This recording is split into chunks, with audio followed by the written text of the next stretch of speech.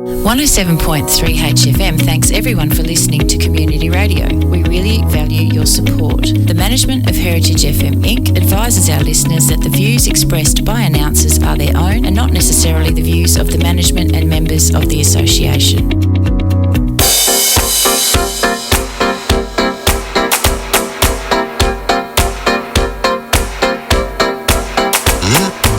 Today on Making IT Easy, we look at some quick ways to take photos on your smartphone.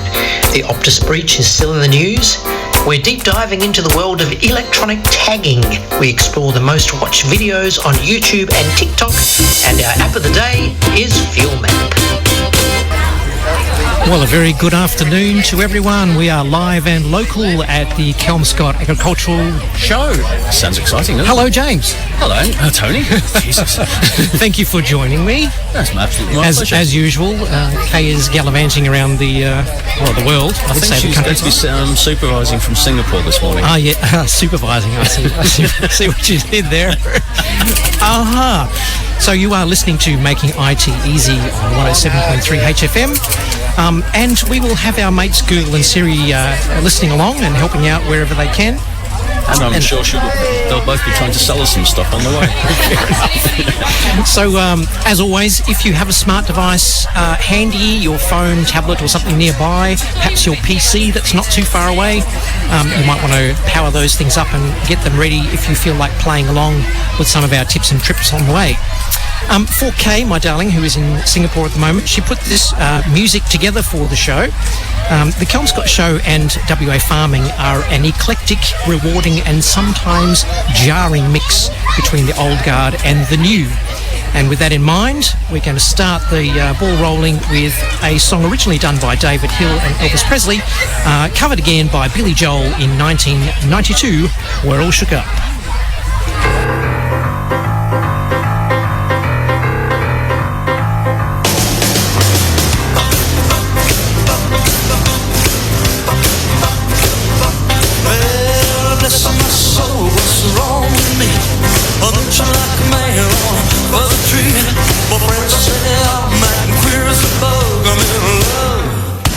I'm all shook up, hey, well, my hands are shaking, my knees are weak, I can't seem to stand on my own 2 feet. Now who do you think when you have such luck, I'm in love? I'm all shook up, hey, well, please don't ask what's on my mind. I'm a little mixed up, but I'm feeling fine. When I meet a girl that I love best, my heart beats so bad it scares me to death. Touch my hand, the one she like it. The kisses on like a volcano inside. I'm proud to say she's my buttercup. I'm in love. I'm all shook up,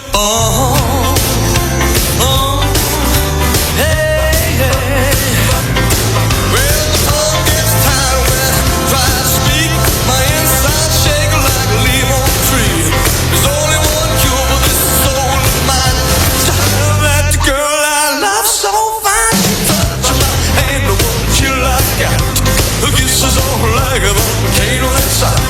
Now I'm proud to say she's my buttercup. I'm in love. I'm all shook up.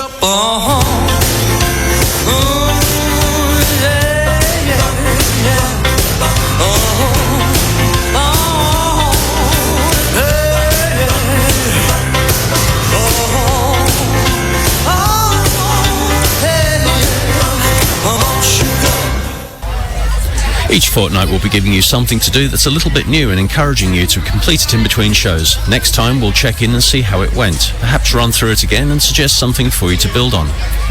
Isn't that interesting? Our tips and tricks, recap and something new. So last time we looked at display options for light and dark modes on your Android and Apple devices. We talked about why we would use them, what the options were, and how you could automatically set the most appropriate solution for you. If you missed out on that, we can have a look at the show notes and listen to our previous broadcast, which is available. What we asked you to do in between sessions was to see if you could find out quick shortcuts or gestures to access your smartphone's camera. So what that actually meant was, if you're driving along the road and you pull over quickly to catch that historical and quick picture of a kangaroo jumping across your path or something, the last thing you want to be doing is fumbling around your phone, figuring out how to unlock it, finding the camera app, which might not be on the first screen, and then by the time you're ready to take your photo, you've missed your photo op. So a lot of these devices have a quick shortcut, or a gesture as they call it, to access your smartphone's camera quickly and readily, usually from a locked screen. So what I've done is compiled a list of some of the popular phone models and what options are available for those. So bear with me a little bit. We'll have a song break shortly, but I'd like to go through just a couple of the popular brands and give you some idea of how this kind of thing could help you take photos a bit quicker in the future. The other thing to consider, of course, is Siri and Google. Most of your smart devices, whether they be an iPhone, which has a Siri voice assistant, or an Android phone which has the Google Smart Assistant, you can actually ask the devices to open your camera, which is a pretty clever way to speedily access. That would save a lot of time. It absolutely would. So let's have a quick song break. Again from Kay's master list. Do you know why she's chosen these particular songs? She usually has a theme, doesn't she? Yeah, well, the old and the new. So okay. The idea between these. So who's old and who's you? So new between you and I. I think we're pretty on a par there. Shall we move along, shall we? So this song is Ain't No Mountain High Enough, covered by Diana Ross and the Temptations, but originally recorded by Marvin Gaye and Tammy Terrell in 1967. Right. Okay, I got it now. Let's go.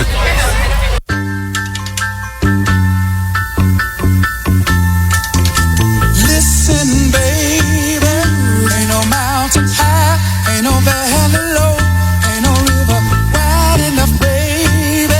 If you need me, call me, no matter where you are, no matter how far. Don't worry, baby, just call my name, I'll be there in a hurry. You don't need to worry, 'cause baby, there ain't no mountain high enough, ain't no valley low enough, ain't no river wide enough to keep me from getting to you, baby. remember the day I set you free. I told you you could always count on me, darling. Yeah, baby. From that day on, I made a vow I'll be there when you want it, some way, somehow. 'Cause baby, there ain't no mountain high enough, ain't no valley low enough, ain't no river wide enough to keep me from getting to you, baby. Oh, no, no. No wind, no rain, Oh, I'm in a storm. Can't stop me, baby. Oh, no. 'cause you're my love. Trouble, I'll be there on the double. That's the tip for the Oh, baby, love is alive, way down in my heart, although we are miles apart. If you ever need a helping hand, I'll be there on the double. Just as fast as I can. Don't you know that there ain't no mountain high enough, ain't no valley low enough, ain't no river wide enough to keep me from getting to you. Don't you know that there ain't no mountain high enough, ain't no valley low enough, ain't no river wide enough. And that's Ain't No Mountain High Enough by Diana Ross and the Temptations. Now, Tony, you were going to talk about the iPhone and waking up the camera. I before was. music. I was. And incidentally, we are live and local at with 107.3 at the Kelmscott Agricultural Show. Why not head on down? It's a beautiful day. The sun is absolutely wonderful. It's not too hot. And we're here from 9 a.m. till 6 p.m. today, the final day of the show, which commenced last night. So please don't miss out. There's lots to see and do, and we will announce some things that are happening as the day progresses. We're in the middle of our tips and tricks, recapping something new. And I wanted to talk about iPhones and Androids and quick ways that you can access your camera from your device without having to fumble your way through and find the app to open it. With the iPhones, quite nicely, most of the iPhones these days have a face recognition option where you kind of just, from a sleeping phone, kind of lift it or raise it to point it to your face. And then it wakes up. Once it's awoken, you can swipe up from the bottom to automatically open the camera, which is a really great way of quickly being able to unlock the camera and do that. Doesn't work too well with sunglasses, I find. That is the problem with taking photos with any kind of camera like that. In the sunshine, you can't really see what you're taking a photo of, so you've got to take your best guess of angling it. There's no viewfinder. No. You know? James, a professional photographer here, would attest to that. Oh yeah, that's a struggle that you constantly live with, I'm afraid. Trying to find the viewfinder. My new camera has the option of a digital viewfinder or the screen at the back of the camera, and sometimes you want to be using the viewfinder, but I'm too old and decrepit to get down that low, and it's too bright to use the back of the camera in the meantime. Right. So you have to do your best. So you have the same kind of problems that you would with a phone? Yep. Okay. Well, unfortunately, maybe the next generation, they'll work out some way of making that possible. Maybe a chip. Yeah, I reckon. Embed it into my skull. If you've got an older type of iPhone that doesn't have the face recognition, some of them have a home button. So a button that you either rest your finger on down the bottom of the screen, or you press the home button to wake up your phone. That one there, you tend to swipe down from the top to access the camera, or you can swipe from right to left to access the camera. So in all these instances, you don't really need to physically open the camera up, unlock it, and go and look for your app. The Androids are a little bit different, of course, and as I mentioned previously in past shows when we talk about the iPhones and the Androids are made by a number of different manufacturers, and so each manufacturer has their own kind of flavour or implementation of how the phone is going to look and feel, and what apps they install by default, and what gestures you can use to activate things like your camera and stuff like that. They're very much like the Apple OS and the Windows OS. True. In the computer world, isn't exactly, it? Exactly, yeah. They're kind of islands unto themselves. Yeah. You know, what works with one won't work with another. Very much. But Android goes that one step further, and because there are different manufacturers, they have their own flavour of that as well. Yep. Just to make things even more complicated and difficult. So what I've done is kind of summarised some of the more popular brands that are out there that most people will have, and now by that I mean Samsung, Nokia, Motorola, the Google Pixel, and the more newer players, I guess, the Oppo, Vivo, and the Asus or the Asus devices. So what I want to just quickly go through a few of these, and when you start to get bored, I'll play some music. So if you have a Samsung, generally double pressing the power button from the locked mode will open the phone or unlock the camera directly from that. Okay, that's Samsung pressing the double pressing the power button. Right, that's just a little gentle tap twice. There's usually on the right hand side a lower of the buttons on your Samsung devices. Incidentally, these settings and gestures, as I say, can be tweaked and set up within your system. Remember we talked about, hopefully you remember we talked about how to get to your settings once upon a time with your Android phones, where you rest your finger at the top of the screen and swipe down, and that gives you a shortcut menu of buttons that you can press to do things like turn Wi-Fi on and off, Bluetooth, etc. And then often there's a cog in the bottom right-hand corner which takes you to settings. Sometimes you need to swipe down twice from the top of the screen, resting your finger at the top both times, and then you will get a cog or an icon of a cog taking you to settings. When you're in settings, you want to look for something called System, and then underneath System there is a thing called Gestures. Alright? So however you get there on your Android phones, going to Settings, System and Gestures will take you to the place where you can configure and set up these quick gestures to activate your phone, amongst other things. Alright?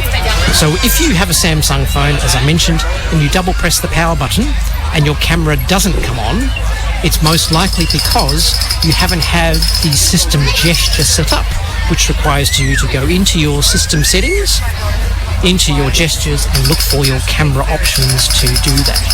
I find that with this IT stuff, especially setting up phones these days, Yep. you have to look at it quite logically. I was struggling this morning to set up a VR camera control via my phone, and ultimately it didn't work because I had to come here. But there's a sequence of steps that you need to take to make sure it works, and it's usually fairly simple once you get there. But it is sometimes a little bit frustrating, but it's usually worthwhile just persevering and making it happen. And if not, just ask your 12-year-old grandkids how to do it. They'll probably help. You can ask your 12-year-old, or you can jump on the internet, have a look at our Facebook page. Thanks, Mia. Follow Mia's your just delivered nose some to water to us. Making IT Easy, where we can help you with some of those things. Live and local, we are at the Kelmscott Agricultural Show, where there's all sorts of things happening all day. There is exhibiting and judging. We have, dairy goats as opposed to normal goats, cattle, sheep, donkeys, poultry. There's children's pets exhibit, and there are small animal displays. There's a young farmers challenge. There's this massive kids interactive zone, which is open from 9 o'clock till 6.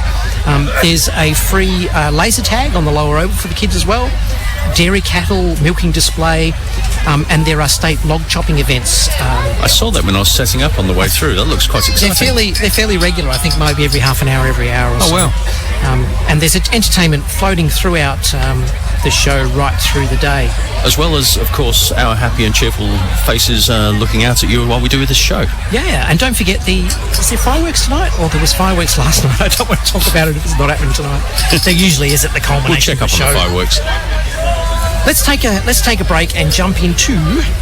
Is it time for some more music? I think we should play some more Okay, music. so our next music on our track list is going to be Respect by Jessica Malboy, which was originally by Otis Redding in 1965 and Aretha Franklin in 1967. So let's go and do that, please. Thank you.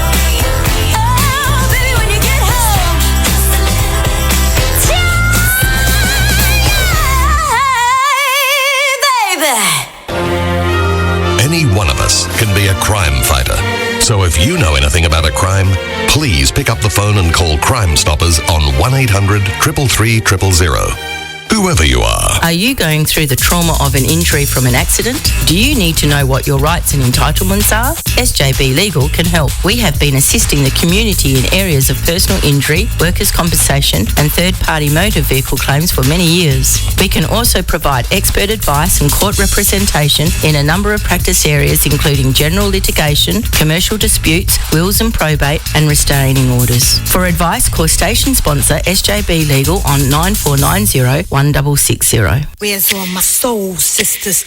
Let me hear your flow, sisters. Hey, sister, go, sister, soul, sister, flow, sister. Hey, sister, go. You met Mama Lot down in old Moulin Rouge, strutting her stuff on the street. She said, hello, hey, Joe, you wanna give it a go? Get you, yeah, yeah.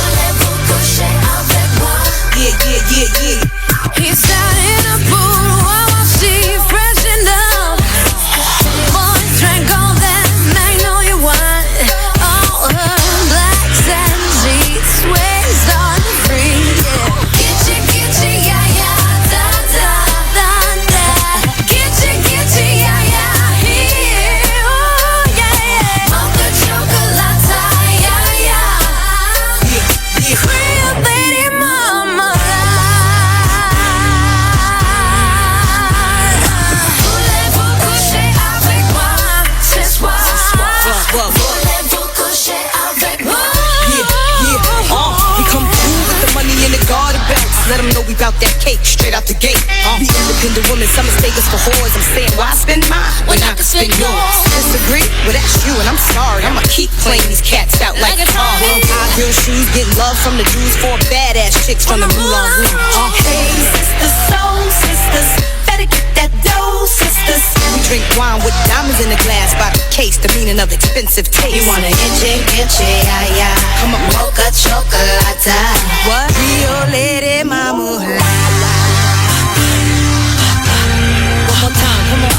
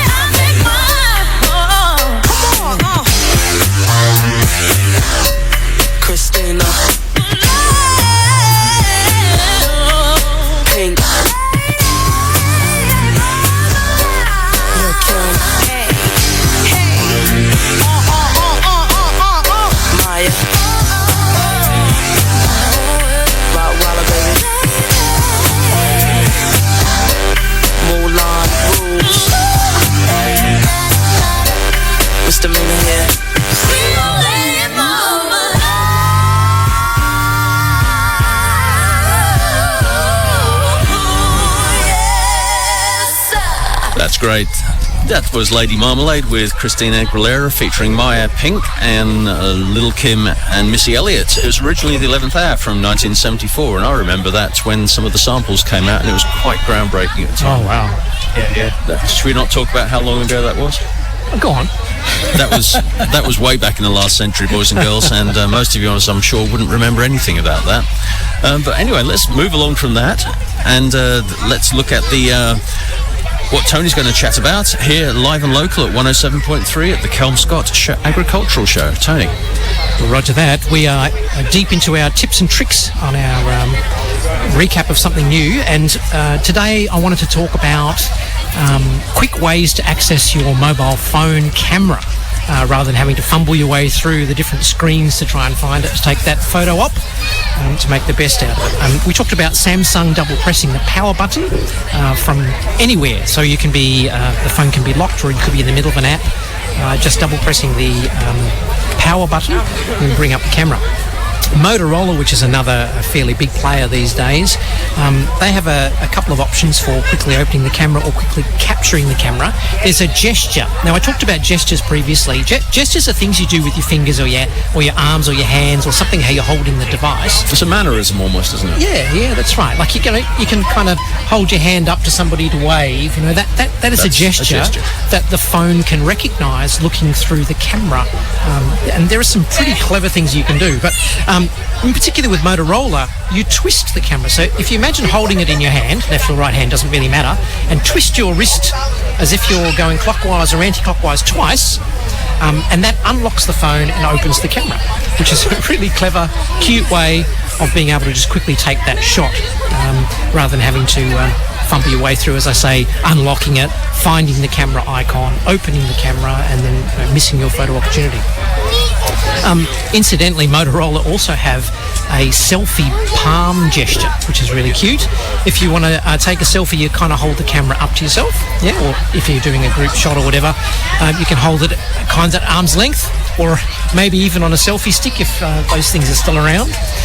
But the Motorola actually looks for your hand as a signal to use the shutter. So you hold your hand up like a stop sign, and it counts down from 3 and takes the photo, which is a great way of being able to do that without having to kind of hold it out. And you know what it's like? You twist your hand sideways while you press the button, to find the button. and instead of pressing the button, you swipe the screen off, or you close the screen, or you adjust the volume, and all these it all crazy goes to things. hell, doesn't it? So Motorola have got that functionality, and as I mentioned before, if you have a Motorola phone and those things don't work, you'll probably need to go into your system settings, and that's by swiping down from the top of the screen twice, going into system, and then looking for gestures relating to your camera.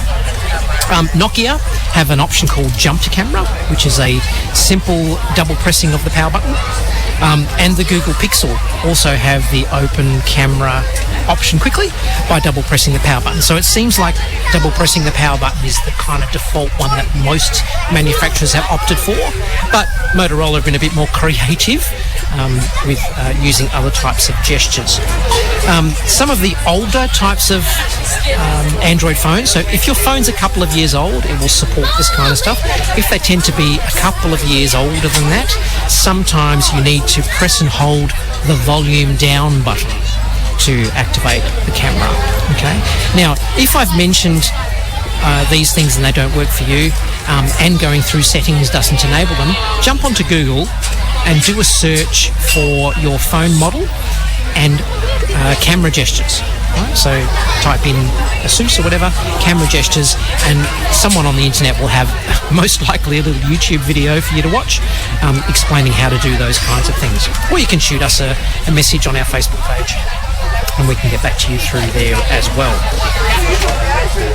Okay, so that's kind of what we wanted to cover this time with something new. Next time, as I kind of alluded to, these gestures are not only for activating the camera. There's a whole bunch of other types of gestures that you can do and utilise.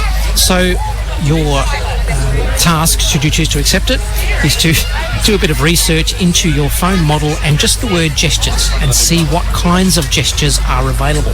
Now, if you don't feel like using the internet to do that, as I mentioned before, finding your way into the system settings, so into settings, system and gestures, will open up a page of all of the gestures that your specific phone model can accomplish and do. And they'll have a little bit of a description, a bit of a blurb on how to do it, how to turn it on and how to activate it. All right? So have a look at those, and next time we'll look at some of the more cool ones when we return. Okay. So we're going to slip into another song It's a little bit more love. from Olivia Newton-John. Olivia Newton-John. We're a little bit vague about this because we've moved some stuff around and sort of doing stuff on the fly here, boys and girls. All good If fun. you'd like to play that back at the studio. Day until 6 p.m. So if you are not here, why not get down here? Good fun. It's lovely and warm today. Here we're going to jump into some news, James. Yes, we are. So we're going to talk about the ongoing outfall from the Optus thing. So Optus is appointing the international professional services firm Deloitte to conduct an independent external review of the recent cyber attack and its security systems, controls and processes. The review was recommended by the Optus Chief Executive Officer, Kelly Bayer Rosemarin, and was supported unanimously by the Singtel board, which has been closely monitoring the situation with management since the incident came to light. Singtel is the firm that owns Optus, of course. As part of the review, Deloitte will be undertaking a forensic assessment of the cyber attack and the circumstances that surrounded it. What does that actually mean for you might ask?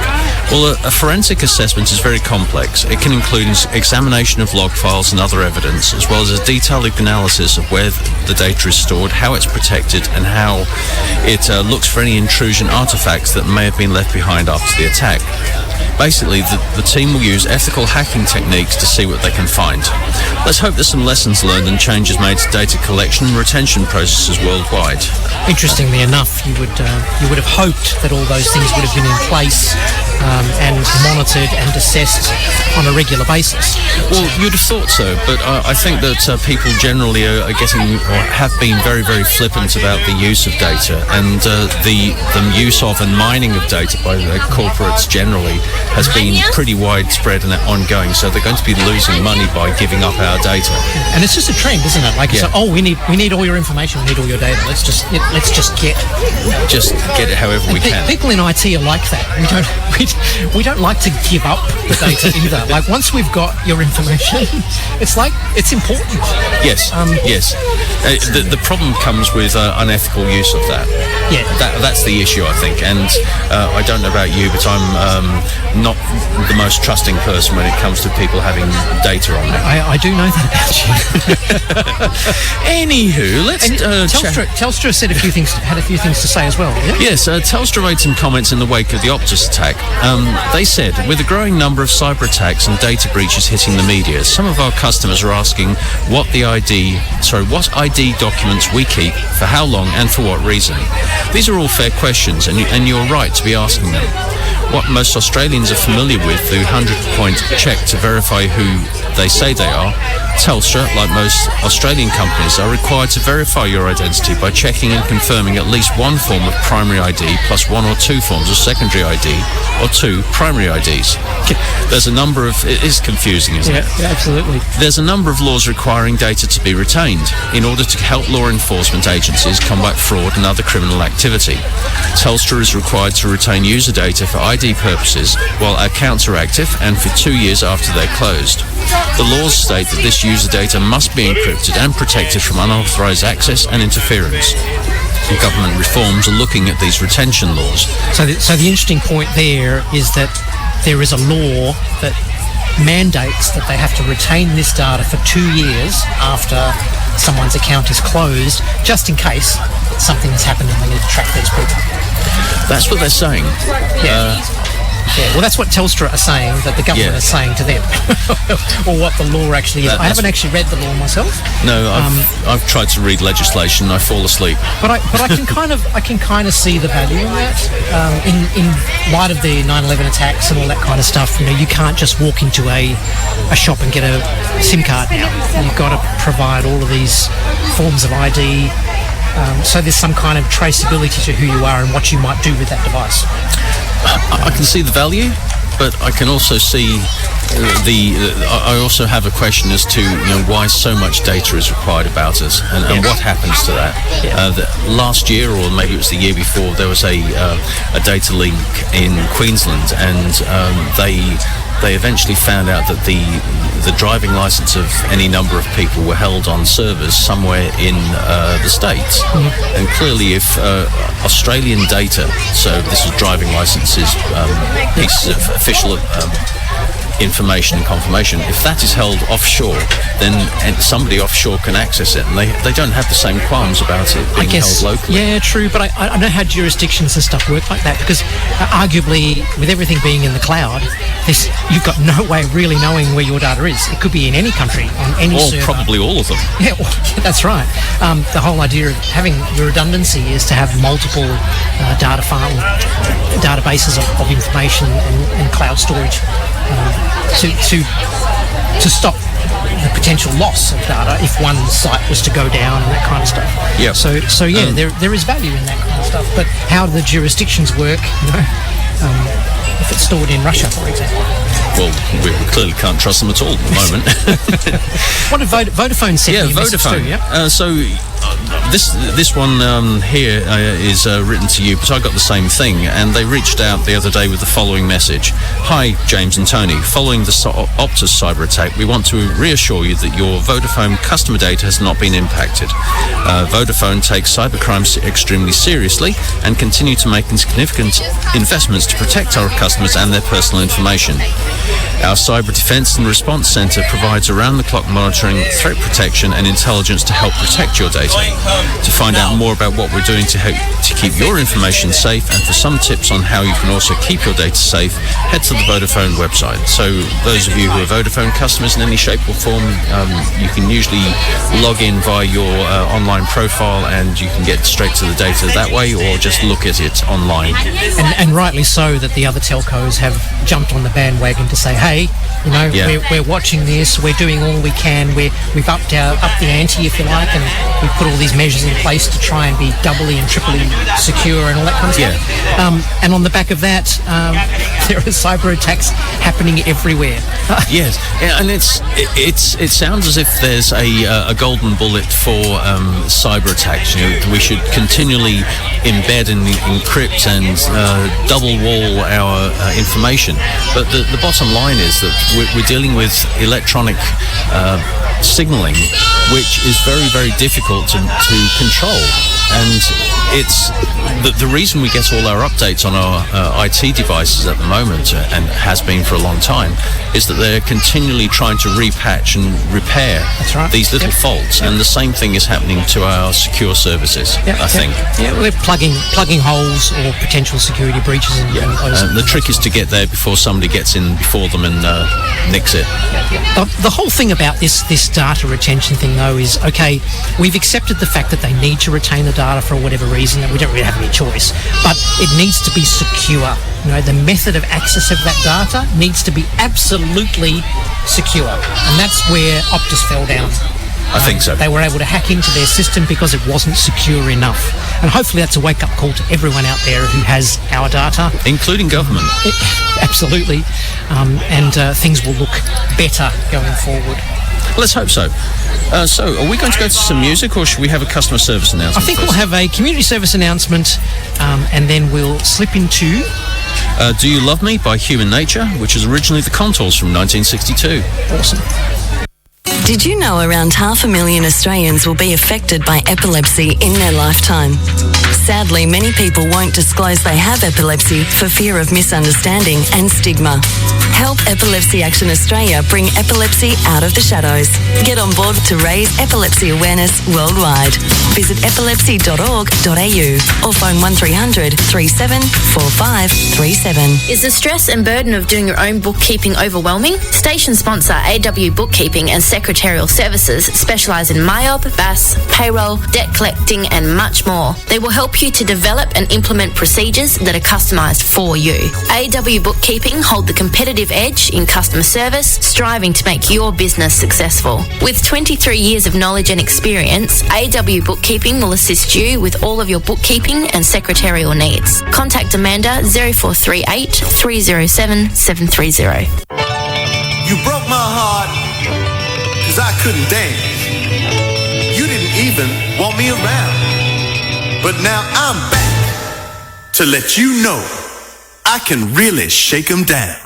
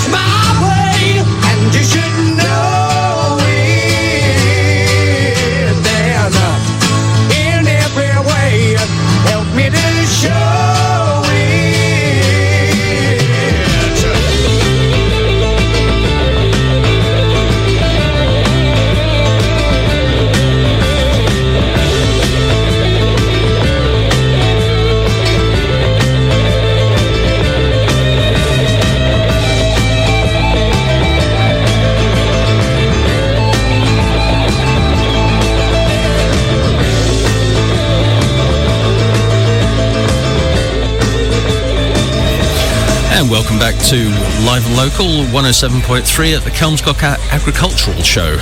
This is James, and we've got Tony across the desk. Hi Tony, how you doing? Yeah, I'm great, and what a beautiful day it is. Why are you not here? Why are you sitting at home listening to the radio? You should be here soaking up the sunshine and having a look at all of the events that are on here at Kelmscott. James, what's on today? What sorts of things are happening? There's all sorts of stuff going on. Right at the moment, there are fun faces. So as we're sitting here looking out over the show, we're seeing people wandering past with face painting on. There's a big thing about balloons. It's not balloons, bubbles at the moment. So there's bubbles floating around left, right, and centre. Going crazy. Yeah. There's been some quite splendid hairstyles wandering around today.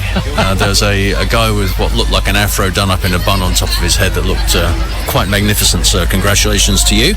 On the front of the Kelmscott show, we've had a log chop competition which has been running from 11:30 and goes till 4.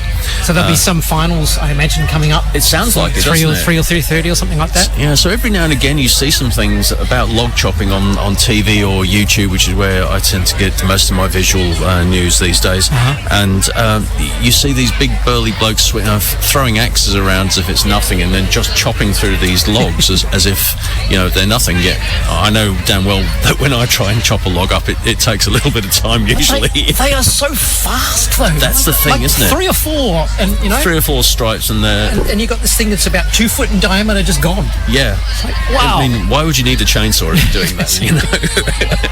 So what else we got? We got some so that's that one. Saturday we've had Owen Bell on this morning. So sadly it's far too late for him. What's on this afternoon? This afternoon we have got the Classic Sound Orchestra from 12:30 till 1:15. Meet the Instruments. Since 2006, the Classic Sounds Orchestra has been sharing music with local musicians who love engaging in the fellowship of music. Based in Bedfordale, rehearsals are weekly, and not only do these musicians love playing music each week, but they also love sharing their love of music at public events. This year's show, will have audiences hearing film favourites such as Harry Potter, Disney and Looney Tune themes, Out of Africa and Van Halen. And anybody who plays Van Halen can't be bad in my book. The performance will also feature solo viola player Mackenzie Thompson being backed by CSO, special collaboration with dancers from Just Dance, and demonstration of instruments by the orchestra. Great entertainment for the whole family, compared, I think, as supposed to mean, by Rachel John. What else we got? No, that's great. So get on to that quickly, because that's just about to finish, I think, in the next half hour. Classic Sound Orchestra, come see it quickly before they finish. That'll be a really good show. Absolutely. But what we're also trying to do here is teach you a little bit about technology. We're trying to make it a little easy for you, making IT easy on 107.3 every second Saturday, live today from the Kelmscott Show. So we tend to have a deep dive session where we like to talk about something in a little bit more in depth. And today we thought, given that we're at the Royal Agricultural Show, that we would look at things like electronic tagging and tracking, and in particular, wild stock and animals, that kind of stuff. But electronic tagging has been around for quite some time now. So what exactly is it? Isn't that just a way to keep control of your children? Perhaps. Wiki says that electronic tagging is a form of surveillance that uses an electronic device affixed to a person.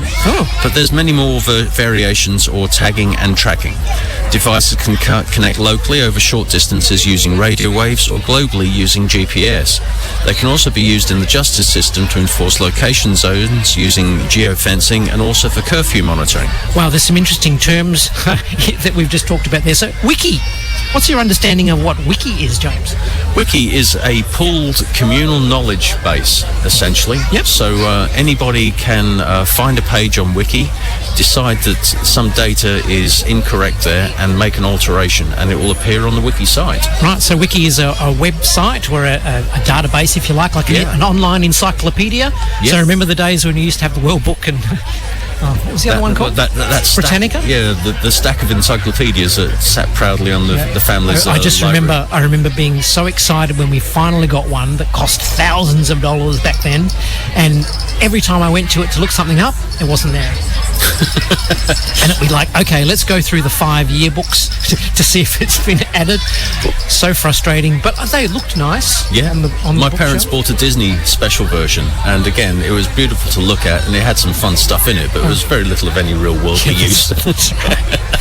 Good doorstops, I guess they end up being in there. Well, anyway, Wiki is an online encyclopedia, if you like, and the whole benefit of Wiki is that anyone can contribute. They have people that monitor specific pages and the information to vet its accuracy, but it does mean that anyone can contribute, which makes it a really topical and up-to-date version of an encyclopedia. So Wiki talks about electronic tagging, so if you want to read about electronic tagging, you can go to Wikipedia online and have a read about that. We also touched on radio waves. Now that radio waves are... they're becoming a thing of the past, aren't they? Oh, yeah, but they're still kind of using them for transmitting of data backwards and forwards, right? So you're listening to us on the radio through whatever means you're listening to, whether it be an online radio streaming service or on your own transistor radio. But what you're actually listening to is a sound wave that comes from the speakers, not the actual radio wave which transmits the signal to your device. So those radio waves have been around forever, and it's used in all sorts of things, you know? So for transmitting of radio frequency information to different radio station receivers, transmitters and receivers, two-way communications through the police and aircraft, all of that kind of stuff use a radio frequency method of transmitting information and data. And that's very different to the digital transmissions as well, because digital transmissions are basically just on and off switches. So it's a pulse which says on and a pulse which says off. Yeah, so when we talk about Wi-Fi, we're using a digital method of transmitting signals rather than the radio wave transmitting signals. And of course, GPS, we talked about, we use the term GPS, Global Positioning System.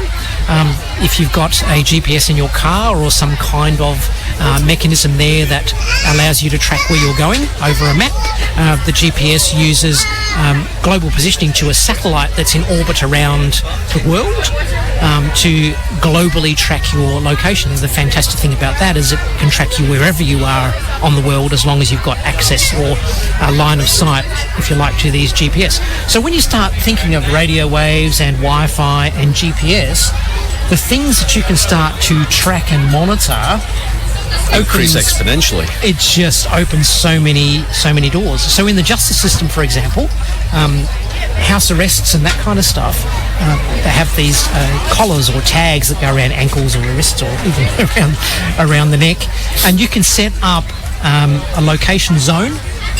And a location zone is based on your GPS location, and it's overlaid with the GPS to set up kind of what they call a geofencing area. So if you want to just picture yourself looking at a map with your house in the middle of the map, and the house might be bounded by a couple of streets, so the idea is that they can say to you that you can't leave your property, you can't leave the bounds of your property, or that you cannot leave an area greater than a couple of streets, for example. Yep. So they draw a perimeter over a map, basically, and they can confine your device or your tagged device, which transmits its location through a combination of GPS, Wi-Fi, radio waves, Bluetooth even, to pinpoint your location. And whenever you go outside of those bounds, something can happen. It triggers a signal and alarm back at whoever's monitoring these things to say that you've stepped outside of your front lawn. That's right, and you can use different methods to determine what the appropriate punishment is, if you like. It could just simply be a message that gets sent, or it could be a flashing light. In the case of animals, it could be a buzz or a zap of some kind, whatever the humane decisions that are made based around that. We're going to have somebody popping up hopefully at about 1 o'clock to talk about tracking for animals. Yes, we're going to look at animal tags and stuff next, but perhaps we'll take a song break. Yes, this is going to be Twist and Shout by Human Nature, which was originally done by the Top Notes in 1961 and the Beatles in 1963.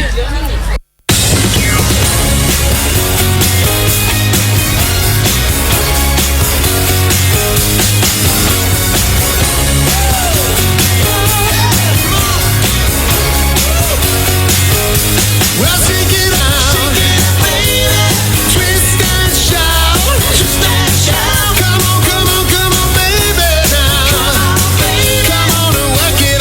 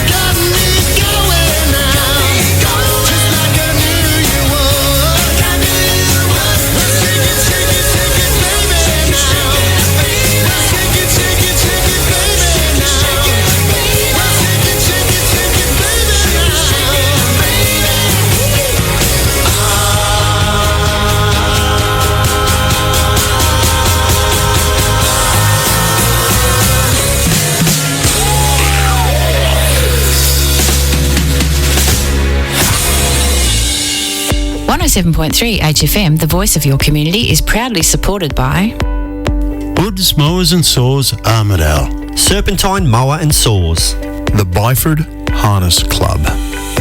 Become a corporate member and support the voice of your community. Go to the webpage heritagefm.org for email details or to find out more.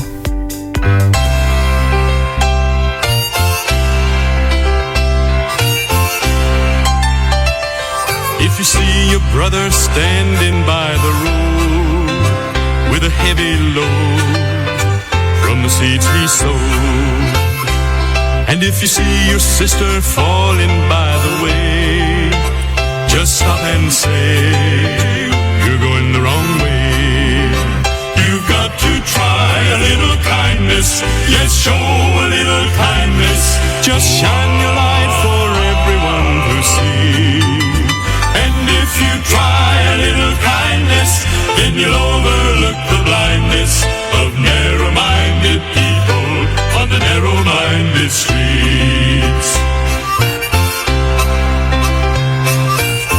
Don't walk around the down and out. Lend a helping hand instead of down. And the kindness that you show every day will help someone along his way. You've got to try a little kindness, yes, show a little kindness. Just shine your light for everyone to see. And if you try a little kindness, then you'll overlook the blindness of narrow-minded people on the narrow-minded streets. You've got to try a little kindness, yes, and show a little kindness. Just shine your light for everyone to see. And if you try a little kindness, then you'll overlook the blindness of narrow-minded people on the narrow-minded streets.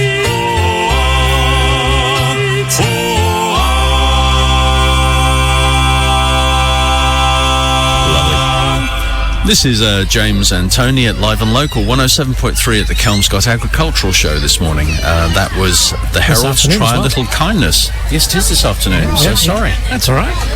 It's a beautiful day. The sun is shining. You should be here. Bubbles are in the air. Coffee's being made. Thank you very much, Mia. She just brought us some coffee, so that'll keep us out of trouble for a little while. We're in our deep dive where we're talking about electronic tagging and tracking, and we were talking about how tags can be used to find the locations and to let us know when people or any kind of things that move go outside of a zone, a protected zone or a designated zone, or what they call a geofence. Kay was quick to point out that dementia is one of those diseases that really can affect people, and being able to track people that have dementia and Alzheimer's to some degree is probably a really good thing. So having some kind of tracking pendant or something like that, or watch that somebody can wear, those things have been around for some time now, and that's just another method of this kind of electronic tagging that we're talking about. Also, James? Yeah, so one of the... We talk about the RFID idea. Yeah. Okay, so I used to be in the forces many, many years ago, and one of the apocryphal stories going around was that the American embassy in... I can't even remember where it was presented by the Russians with a gloriously made, gold-plated carving of the American eagle, which the ambassador proudly put in his office, because it was a piece of timber and surely they can't bug that, so they'd scanned it. It's art, right? Yeah, it was art, and they'd scanned it and there was nothing happening there, and it was all lovely. However, what the Russians had done is they'd put an RFID chip within it, and this was able to be used as a switch to enable the Russians to monitor the goings-on in the ambassador's office, and it went unfound for many, many years.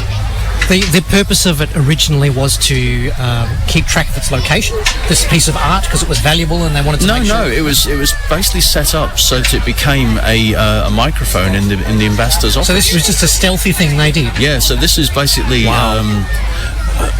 Hacking. It was hacking. It was hacking. Yeah. There is no limit to what can be hacked. by the Yes. sounds of things. And RFID chips are used commonly on the security devices within a shop. So if you go to a shop and you find a little hard bit of plastic, usually stuck onto something. On your clothing, those little electronic or tags. if you go into one of the office shops or into an IT shop or into one of these places that sells high value but possibly small goods, it's usually got a sticker on it which has actually got an RFID chip in it. Yeah, and those stickers kind of have, they kind of look a bit like a maze, don't they? Have a bit of white. It's an antenna-y kind of. Yeah. And it usually just triggers an alarm if you try and walk out normally. Yep. So they set up a zone that you've got to walk through to get in and out. Yep. And if that device passes that, then it triggers.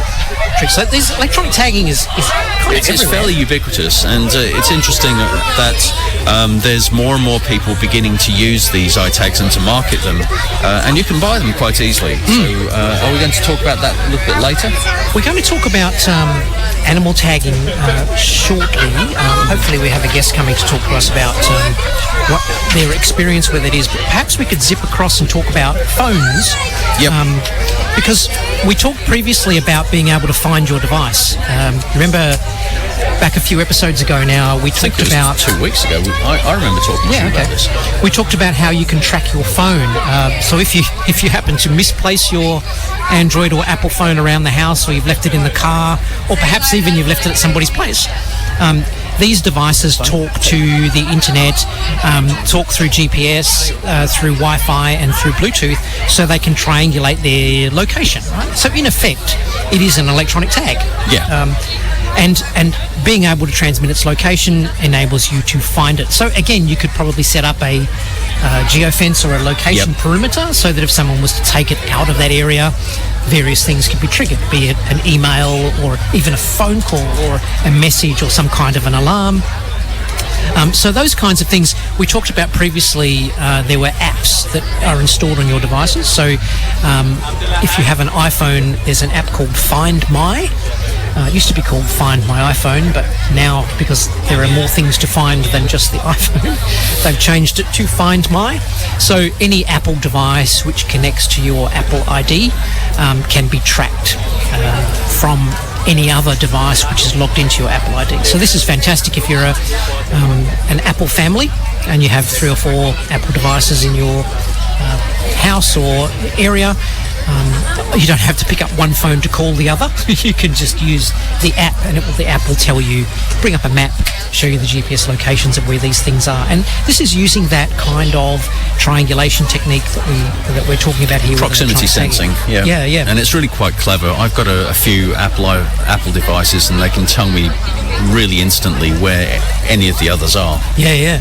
And Apple, of course, have gone into the luggage tagging space as well, which is brilliant. Which is the next thing we'll talk about. So I'll come back to that.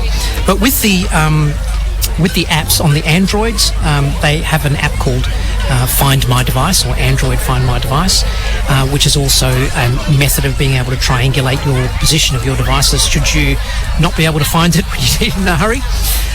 Where are my keys? Apple have also extended it to Find My Friends, so you don't have to be tied into the same Apple ID or account. You can create a group, if you like, of like-minded people or family or extended family, and you can help each other find your devices through that as well. So with that in mind, imagine the possibilities for being able to track vehicles and cars and other devices. There are a few companies out there that, imagine if you're a fleet owner or controller, and you have 150 rent hire cars. You want to know where they are. Well, you see it in logistics businesses all the time. They have a screen which shows where all the trucks and all the vehicles are, and it just potters around. It's an overlay on a map. It's quite clever. And there are these different levels of tagging. So you can have a tag that just bips a location on a map to show you where things are, or perhaps it can be an interactive thing where you can disable devices. Yes. What do they call it in America? Lowjacking or something like that, as opposed to hijacking. Yeah, well, we've seen that in a couple of films recently where somebody with a laptop has decided they were going to turn somebody's car off, and they just click a button, press a few bits of code, and off the car goes. Yeah, quite amazing. So these vehicle trackers or trailer trackers, for example, can be put onto devices that move rather than people. Yes. Rather than trying to track people, we might want to track a particular car or a trailer or those kinds of things that might be rented out or hired out, or part of a fleet where you want to make sure that these things go back to base and a whole bunch of stuff. Where they are, especially if they've got valuables on them. So using a combination of GPS, Wi-Fi, and other methods of interconnecting to the internet using 3G, 4G, 5G, so that's SIM cards, all those kinds of things, you can basically, as long as this thing's got power, transmit its location to anywhere in the world, so we can track what's going on with those things. Yeah. Moving on from that, we can talk about luggage tags, and perhaps we'll have a bit of a song break now. We're going to go to Keep a Knocking by Jimmy Barnes, which was originally Milton Brown and his Musical Brownies. Now, Musical Brownies these days have got something else.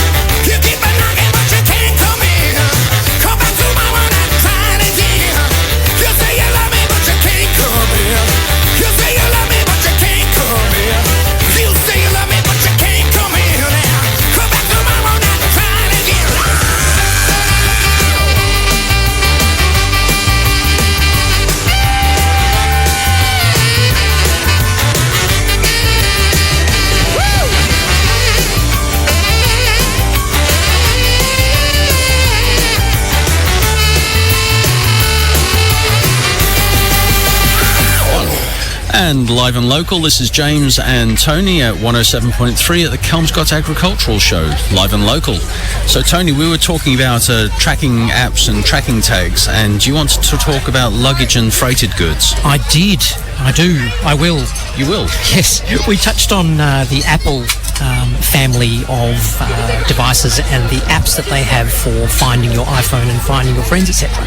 Well, not to be outdone and not to miss out on the market opportunity, they've also got this thing called Apple AirTags. So the Apple AirTags are like little RFID tags. We talked about when we defined a whole bunch of things earlier on. I'm not sure that we actually defined what an RFID tag was, but it's a radio frequency identification tag that transmits its location using radio waves generally over a short distance, and that allows you to get proximity of where these devices are. So you can imagine if you've got a suitcase that you have an Apple AirTag in, how is it going to transmit to the GPS, to its location and all that kind of stuff? So Apple thought, what a good idea, we'll just leverage off the Apple infrastructure, and what it does is it piggybacks on the closest iPhone or iDevice that's around and goes, I'm here, and sends this little ping, and that goes through the network of interconnected iPhones to eventually work its way back to your app and your device. It's very clever, isn't tells it? you where things are. Yeah. So I guess because Apple own the equipment and they're proprietary, they can do whatever they want with it, really. But they're piggybacking off your device. I have a friend who lives in Kalgoorlie. I don't know if you're listening, but you should be if you're not. And they went off on a holiday recently to, I think, the Christmas Islands. And they had taken a bit of luggage because they didn't need much, but the luggage, of course, got lost somewhere. Yep. So they got off the plane, hoped to pick up the luggage straight away, didn't, and they were told it was lost. So my friend could look at his phone and say, well, actually, I can tell you exactly where my luggage is, and did so. Yeah. And they were able to watch it being left in the corner of a shed somewhere for a little while before it was eventually delivered. It seems to be more prevalent in recent times. I mean, like we talk about the scams that are going on and the hacking. Optus is in the news, and so we're hearing about all of this stuff that's happening in the hacking world. Yeah. Likewise, airplane luggage being not stolen, but just misplaced or incorrectly diverted. Yeah, it seems to be much more prevalent, and I don't understand why. Is it because we've had a couple of years where there hasn't been much travel, and so we've dropped our staffing numbers? I know Qantas sacked a whole bunch of people. I think there's a whole bunch of things. One of them is that people were sacked when there was this huge downturn in travel. The other thing is that coming back up to speed again is very, very difficult. And of course, the corporate companies are trying to reduce their costs always. And so then they're trying to do more with less. Always. Yeah, but and it's just not working. It's interestingly enough, though, technology is usually what steps up to take that kind of stuff. So using as I say, the Apple AirTags, or there are other brands out there. There's one called iTag Nut or Dynatag, TileMate. Samsung have the Galaxy Smart Tag. I had a Tile maybe 10 years ago, and it did the same thing. And you would think we'd be leveraging on technology more to prevent these things from happening, and also the automation at the airports. I'm a bit of an airport nut when it comes to air crash investigations and that kind of stuff. And some of the backstories or behind the scenes goings on at the airport, and how the conveyor belts with all of the luggage gets transferred, and how it's digitally directed. And it's really amazing. And for things to get lost, I find that unbelievable. It's a bit difficult to understand, isn't it, really? How is it possible with all the things that we've got happening out there? It ends up being your friend in Kalgoorlie who contacts them and says, hey, it's in this back shed, go and get it. It's just... How does that happen? Especially when we step out of line and somebody's there barking at us straight away. It's difficult to understand. Anyway, interestingly enough, in the news, a major European airline has banned passengers from using tracking devices such as the Apple AirTags on their luggage. The German airline Lufthansa has deemed the devices as dangerous goods, in quotes, and travellers will have to remove them from their checked luggage, according to a local publication. What's the name of that publication, James? Wirtschaftswoche, so it's Employers Weekly, if you like. Handy having a German-speaking person on the panel.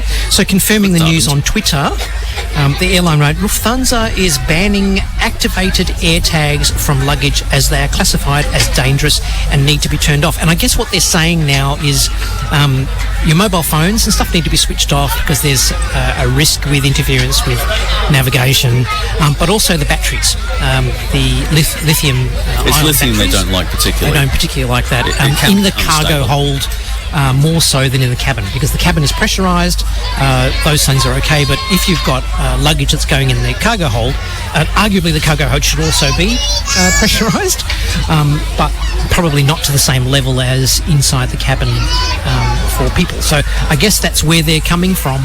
So they're quite happy for you to have dumb tags that can be scanned. Yeah, the RFID tags are actually dumb tags. They're not powered. Yep. And they react to external sensors being in proximity to them, whereas the the Apple tags and powered tags clearly have a power source on them, and they emit a beep or transmit a code. So there's the issue there, and Apple iTag, or something, the Apple call it iTag, but it's not. They're called the Apple AirTags. They are going to be probably restricted, at least for Lufthansa, but possibly in other places around the world now that they've made this point.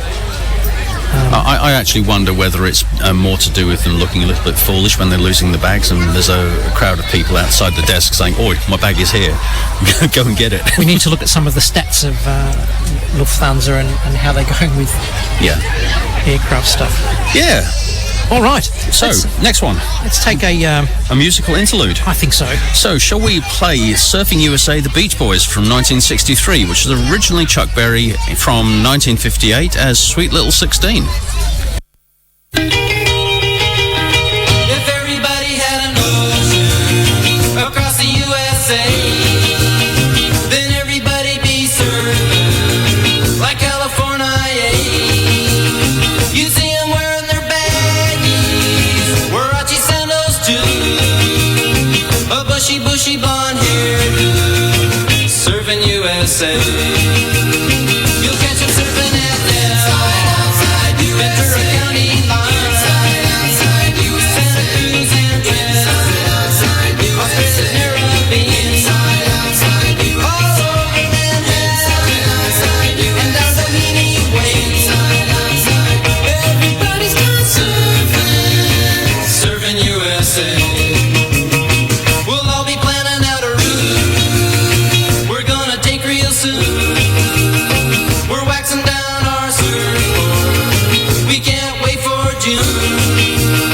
We'll all be gone for the summer, we're on safari to stay. Tell the teacher we're surfing USA. Hang your knees and fall Pacific Palisades, San Onofre and Redondo Beach and LA, all over La Jolla and Waimea Bay. Everybody's gone surfing USA.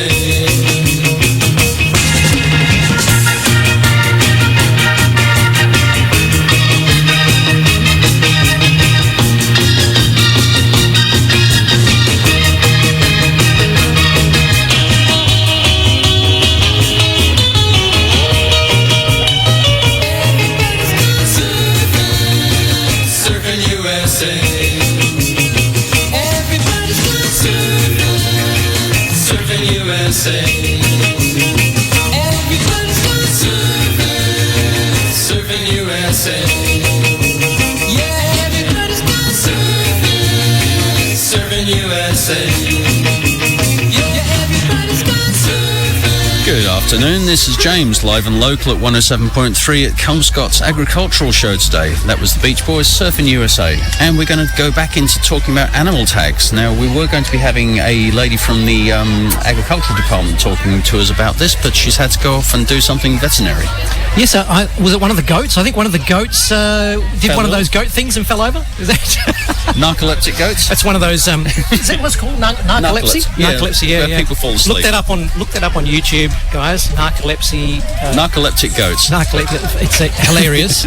And I understand they're okay after they get back up. They fall down. Yeah. It's the funniest thing. Animal tagging. Yes, we're talking about moving along.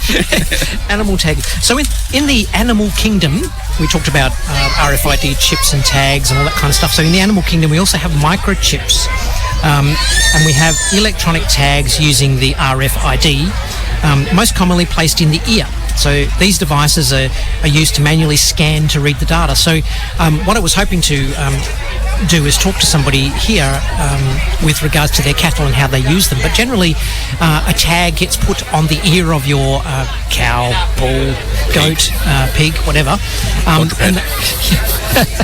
And the idea is to track its location. So you can set up kind of geofences around paddocks to tell when they migrate from one paddock to another.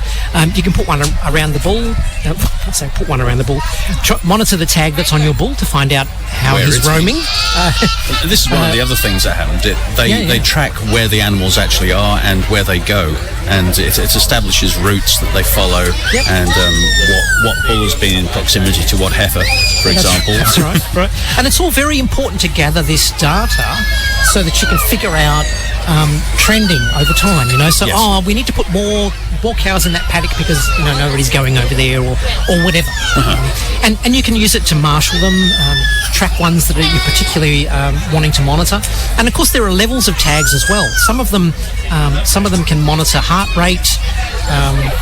Can they really? Levels of fitness. They're obviously not on the ear, but there are other ones that you can put in various parts of the body of these cattle and quadrupeds, and actually start to get some really meaningful and interesting data from that. So from the basics of just being able to figure out how many cows you have in a particular paddock over its particular size over a period of time, you can then use it to work out the best ways to graze your paddock. And yields eventually. Yeah, and ultimately. Yeah, because this is all really clever because it begins to tie in with the increasing uses of drones in agriculture. The technology is amazing, and talking to some of these people out here about the stuff that they're using, it's exponential, the growth in the past years. We've got a Rello who runs a farm down in near Williams. Yeah, and I might get him on to chat about some of the stuff that they do in a later show if that interests you guys, because there is some really interesting stuff in that space. And of course, it all needs to be monitored somehow. So there'll be some software, and most likely there'll be a company or two behind the software that market proprietary tags to give you the information and all that kind of stuff, and hook in with overall management systems of your farm and things like that. And of course, it doesn't stop there with the Internet of Things. You've all heard that term, the Internet of Things. Basically, anything electronic can be connected to the Internet in some way, shape or form.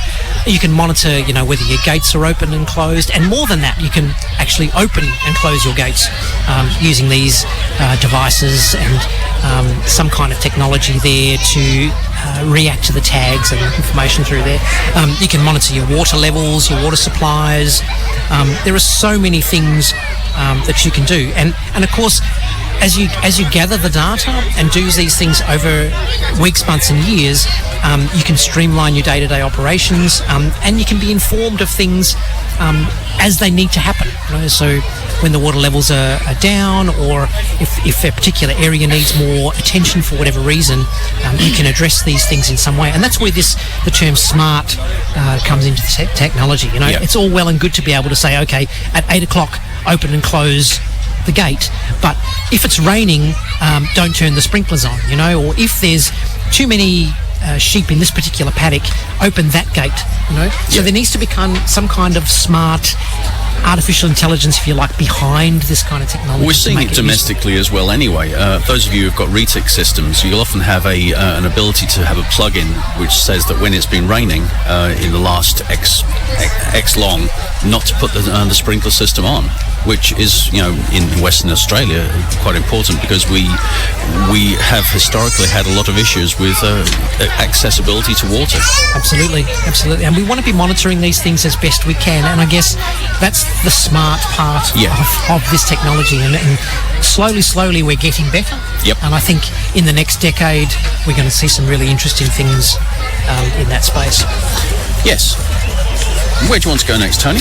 I think we should play a song. And let us go to with Keep a Knocking, Jimmy Barnes. We had that one yet? We have had that one. Sure. We should go to Summertime Blues? Summertime Blues. Yes, please.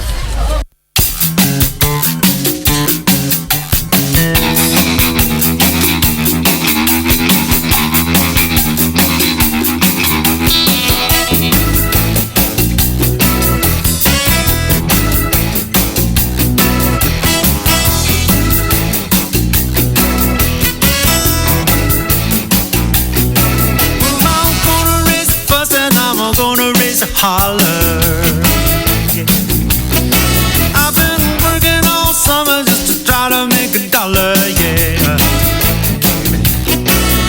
Every time I call my baby, try to make a date.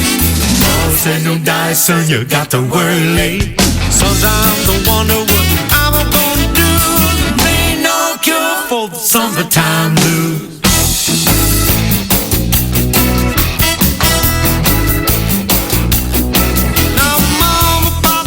Son, you got to make some money today, yeah. Sunday. Well, I didn't go to work, I told the boss I was sick. You can't use the car 'cause you didn't work a lick. Sometimes I wonder what I'm gonna do. There ain't no cure for the summertime blues.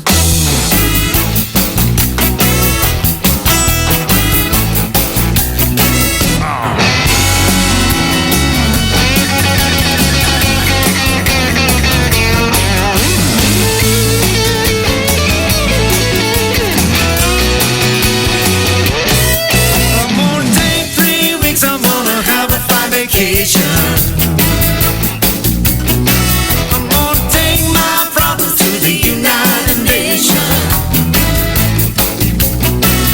Well, I called the congressman, he said, quote, I'd like to help your son, but you're too young to vote. Sometimes I wonder what I'm gonna do. There ain't no cure for the summertime blues.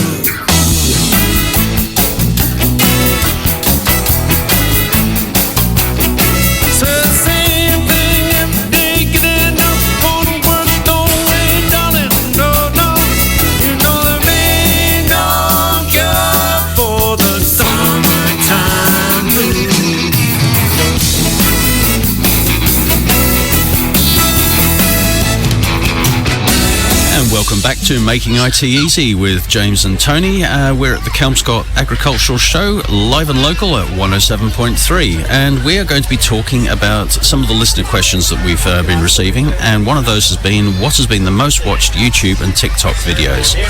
Tony, do you want to take it away? Wow, crazy question. Well, I guess let's put the popularity of these websites into a bit of perspective. But YouTube has been around forever. Yeah, it's an amazing platform for people to create their own little videos, and it's a good medium for advertising and for pushing and self-promotion, all of those kinds of things. So YouTube is great, and of course people use it for music. And importantly, I think people fail to remember that it's actually a search engine.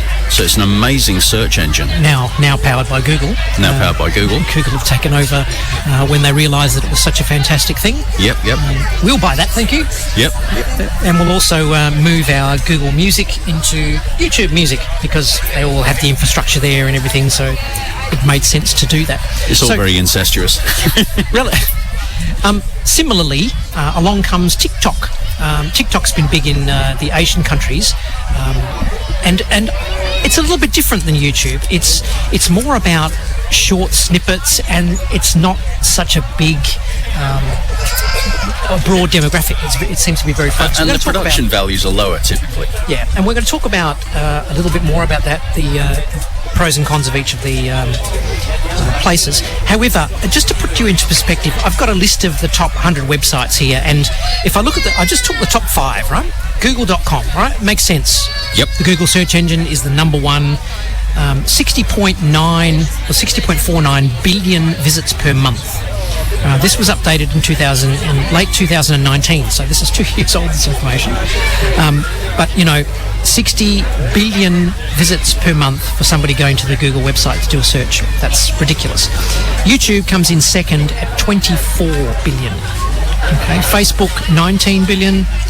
And then from there it starts to get a little less known, like Baidu, which is a search engine in China, another popular site, has about 9 billion, and then down to Wikipedia, which we talked about earlier on, which is about 5 million. Following that is Twitter, and then kind of, things fall by the wayside. But, number one and number two, both Google owned, the Google search engine and YouTube.com. There is a visualization of website traffic available on the internet. Now, I might have talked about our show notes available on our Magoo IT website, magooit.com.au, and also through our Facebook page. You can get a copy of the show notes for this show and previous shows. And on page 7 of our show notes, there's a link to what they're calling web traffic visualizations from 1993 to 2022. And what it does is it's a graph showing the top 10 or 20 websites, and this graph changes the names Over of the time. axes over time. Yep. So at the very beginning, AOL, American Online, was big, and you see that slowly get smaller, and then Google pops up, and you see it changing over time as to the more popular websites. So a really great visualization. Have a look if you get a chance, and that's fantastic. So James, tell me a little bit about YouTube. Well, YouTube is as you mentioned earlier, it's a search engine and platform that's been around for years, for decades, from the very early days of the interwebs. There was, those of you might remember, there was a thing called MySpace, which is very much less visible these days, which did a similar thing where you were able to put up visual media online in terms of flash films and bits of video material itself, and YouTube has now taken that on and done a better job. With YouTube, you're able to start your own channel, so that if you're interested in, I don't know, I'm interested in cameras, so I can start a channel and talk about cameras endlessly and bore you to tears using all my own media, and you know exactly where to go to listen to my perspective on anything camera and photographic related.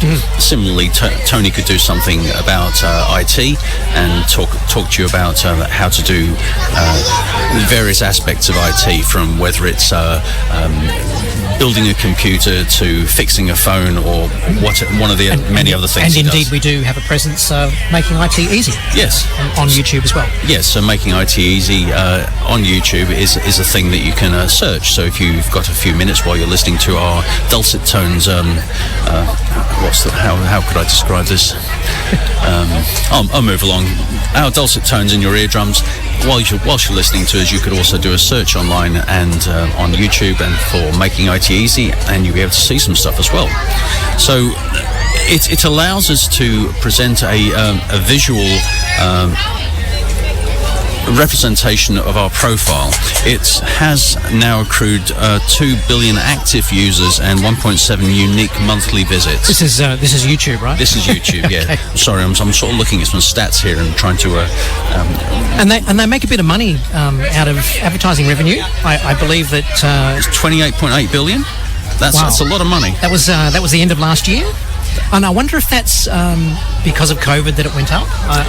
I don't know. You have to look at the stats. We don't know, do we? I think it's one of those things where if you looked at the statistics, you'd be able to see that when people are more confined to home, they're able to look at their devices more and spend more time online.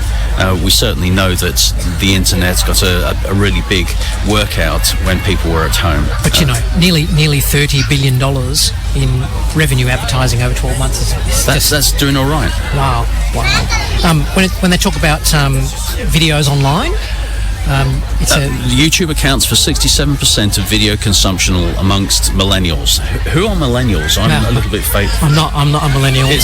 My daughter's a millennial. It's late 90s until early 2000s, isn't it? I think if you're in your 20s now, you're a millennial, something like that. Okay, well, there we go. So these people who have basically grown up as internet natives are millennials. Those of us who are a little bit older than that, not so much. But almost all internet users between 18 to 49 are on the platform. In some way, shape or form, either as a consumer or a creator. Yes, I have content. a platform myself, and there's some stuff on there. Interesting how they say 49. I like this because I'm older than that, and sadly so am I. Yes. How dare you? Let's have a look at TikTok. TikTok is interesting, isn't it? It's a newer platform again, as we discussed it, but it's managed to grow its size in 3 times in just 3 years, which is a huge. It's an exponential growth. Yeah, and I guess it must have something to do with COVID as well, because a lot of people were home and bored. People were home, they were bored, but there's also this whole idea about viral videos.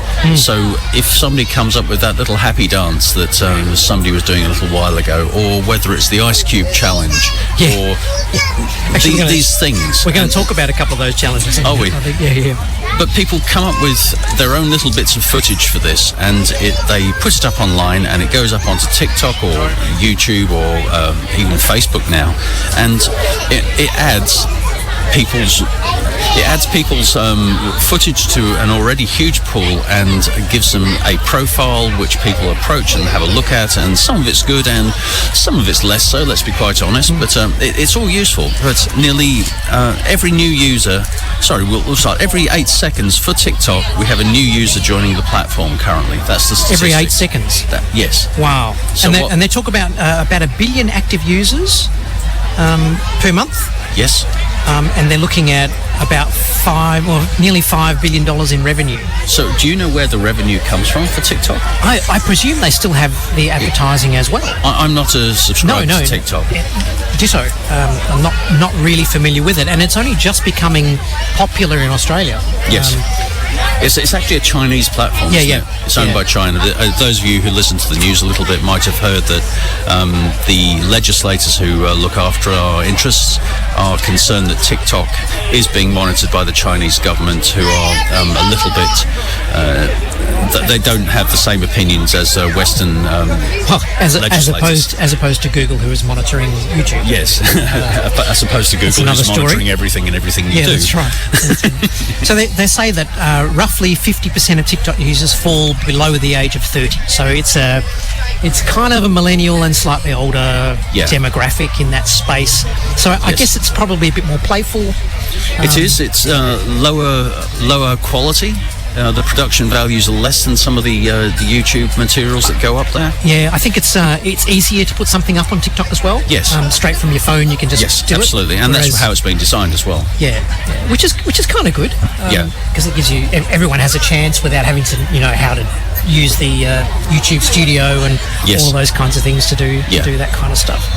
But yes, it is indeed. Yes, 14% of TikTok audiences agree that they spend more on a product when the platform is involved. So we're talking about advertising now. So that we were looking at the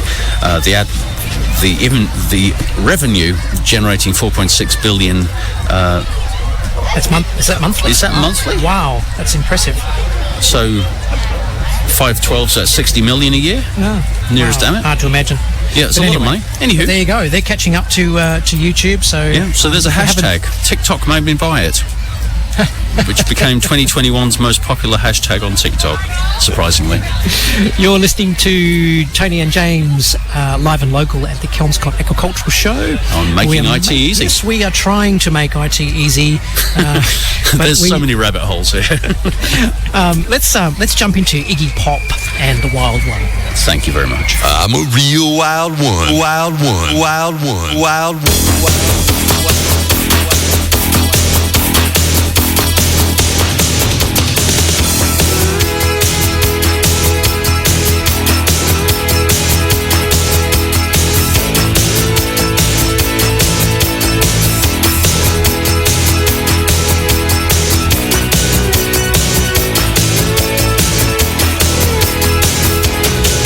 Well, I'm just out of school, like I'm real, real cool. Gotta dance like a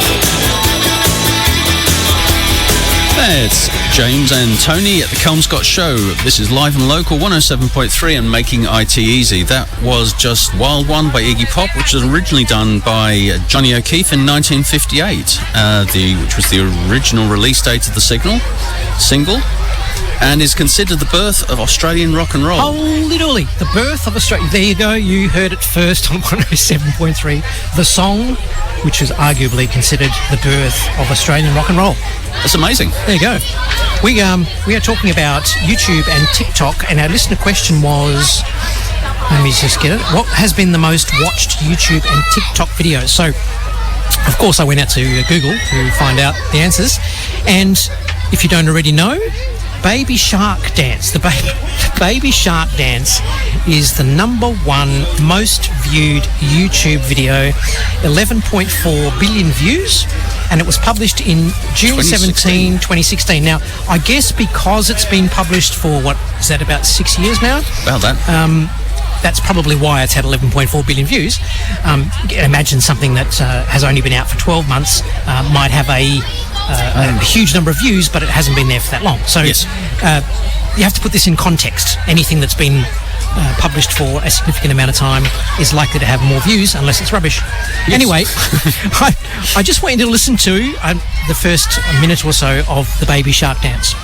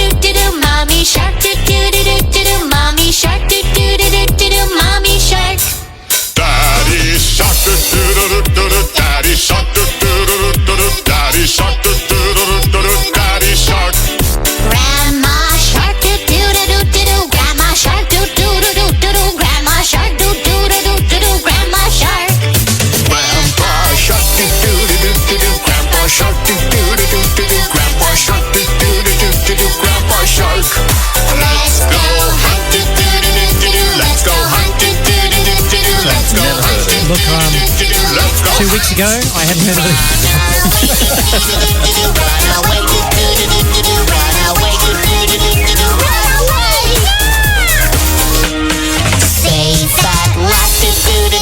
Safe at last, safe at last, safe at last. It's the end, it's the end, it's the end, it's the end. That was the Baby Shark Dance. Tony, I can honestly say that I've never heard that before, even though I've been aware of it. I was researching it a couple of weeks ago. And look, I asked my millennial daughter, what is the #1 watched video on YouTube? And she had to think for a little bit, but eventually she came up with the Baby Shark. The Baby Shark Dance. #2 is the song Despacito, which is quite interesting. That's been around since 2017. And then there's some really interesting things. Johnny, Yes Papa, no idea. The Shape of You, Ed Sheeran, so just to show you how popular Ed Sheeran is. And that's, 5 billion views since 2017. And there's a few other things. Further down, there's the Bath song, nursery rhymes. And I guess you think about it, parents like to just throw the kids in front of something. The Square Babysitter? Yes, the Square Babysitter. And something that's wholesome and good fun, and maybe that's why Maybe Baby this Shark... ticks a few boxes. Yeah. And further down the list, #10 is Gangnam Style. No, I actually do remember that. That was pretty big in that space as well. So when we look at TikTok in comparison, look, the #1 TikTok video is Zach King. Some dude called Zach King, whoever he is, riding a broomstick. Now, this is on top of the on the back of the Harry Potter stuff. Oh, the Quidditch, yes. So he is, they've set up this video, he's got a mirror and he's riding this broomstick. Stuff. Yes. And it looks like he's actually riding a broomstick, but he's not. It's a trick. It's an optical trick. It's a trick. That's had 2.3 billion views on TikTok. But Zach King is a bit of a trend setter because he's number 3, number 4 and number 5 as well, where he does a hide and seek illusion, a cake glass illusion and a paint loop. There you go. Billie Eilish makes an appearance at number 7 with her face warp challenge. So if you feel like it, jump on on TikTok. You don't need to create an account, and you can just have a look at some of the popular things. Now, what the TikTok world has done is they've created these challenges. Now, James, you alluded to the ice bucket. Ice bucket challenge? I think it was last year or the year before that even. This is how time flies when you get older, boys and girls. And there was these ongoing trends for the ice bucket challenge, which was originally designed as a way of raising awareness for, I think it was a cancer charity or cancer event. It's all about raising money. Yeah, so it's a money-raising thing. And the idea was that you'd tip a bucket of ice cubes over yourself, and people would laugh at your misfortune, and it would raise awareness for the cause. Yeah, you know, very very laudable. And they would video it and video it, and you put your video up on YouTube or onto Facebook or onto TikTok. Yeah. So it's a way of exposing your cause and what you're doing, your brand, if you like, to the public in a way that is memorable. And increasingly people and brands are taking up on this idea and creating this material that goes out regularly and therefore is easily available for people to see. So I've been looking into branding and driving brands at a TAFE course I'm doing at the moment, and we had a guy come in and talk to us from TikTok about this. And he basically generates a month's worth of video footage every month, and he sets it up to post automatically about what he does. And he's a photographer, amongst other things. All right. And he thinks it's driven a lot of business towards him, and it's because he's making his brand visible to the demographic that it would appeal to. And plus, it can be a lot of fun. Regardless of whether you're looking at it as a money-making exercise, it gives you you're behind the camera, you can be in front of the camera, behind the camera, part of the production team, and just all quickly of the above. Yep. Snap something really simple and fun, yes. And share it with your friends, family, and the world at large, if you like. So in that vein, the TikTok challenges, one of the most popular challenges was a dance from the Ico. Yeah, I remember that when it first came out. So the song, so what we're going to do is play the song, and that kind of was originally done by the Sugar Boys and his Cane Cutters in 1953, and it was called Giacomo back then. Then the Dixie Coupe in 1964 covered it again, and then Justin Wellington did quite a nice modernised upbeat version of it, and that has made its way to TikTok, and people have jumped on the TikTok bandwagon and have created this dance. So then the trend is that people listen to the Justin Wellington version of this song and video themselves doing this dance, and then they send it out to everyone, and this big challenge to see who gets the most views and the most likes. So have a listen to Ico from Justin Wellington. Hey yo, big wave. Tell them I come. Small time alongside JW. My bestie and your bestie sit down by the fire. Your bestie says she want parties, so can we make these flames go higher? Talking about hey now, hey now, hey now, hey now. Ico, ane. Chucking more fina, anane. Chucking more fina, ane. Start my truck, it's all jumping. Here we go together. Nice cool breeze and big palm trees. I tell you, life don't get no better. Talking about hey now, hey now, hey now, hey now. Ico, ane. Chucking more fina, anane. Chucking more fina, ane. Okay, your mama ngwele. Step on the dancing floor. Hips be winding, DJ rewinding. Take it to the island way. Okay, your baby mama. Put on your dancing shoes. One drop it, pop it low now. Take it to the max now. Jam in the small jam way. Jam in the small jam way. My bestie and your bestie dancing by the fire. Your bestie says you want parties, so can we make these flames go higher? Talking about hey now, hey now, hey